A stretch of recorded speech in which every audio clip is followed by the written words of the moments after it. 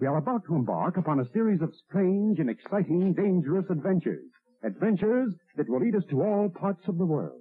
Hello and welcome to another Bad Comic Review. This time we're looking at Krypton Chronicles Issue 2. This is a 1981 miniseries from DC Comics, written by E. Nelson Bridwell, pencils by Curt Swan, inks by Frank Chiaramonte, letters by Ben Oda, colors by Carl Gafford, edited by Julius Schwartz. So the giant monster that we were seeing last issue that looked like it was going to attack them in the vault is actually a hologram, and Superman quickly dispels that. He doesn't need superpowers to see through that kind of shenanigans. And we see this bizarre technique for reading memories that Superman's uncle invented, and it actually reads the memories of people from their headbands, because Kryptonians wear headbands a lot, very fashionable folks I guess, but we get to see through their eyes and memories, and that's how we're going to learn today's stories. So we learned about the Master of Lightning. It was one of Clark's ancestors who figured out how ray guns were charged, because it seems in the past Krypton had been conquered by an alien race known as the Vrangs. These aliens used laser weapons of some sort that were charged with electricity, so their charge would dissipate, and Hatu-El figured out how this sort of thing worked based on basic science principles, and he was able to recharge them. So that put an end to the jewel mining that they were forced to do, and also learned a lot of the techniques that would be useful later on. And Hatu used his knowledge to lead a rebellion against the Vrogs and chase them off of Krypton. Then our mysterious prankster zaps Kal-El once again, and we start to see Supergirl putting the pieces together that maybe she has a plan or an idea of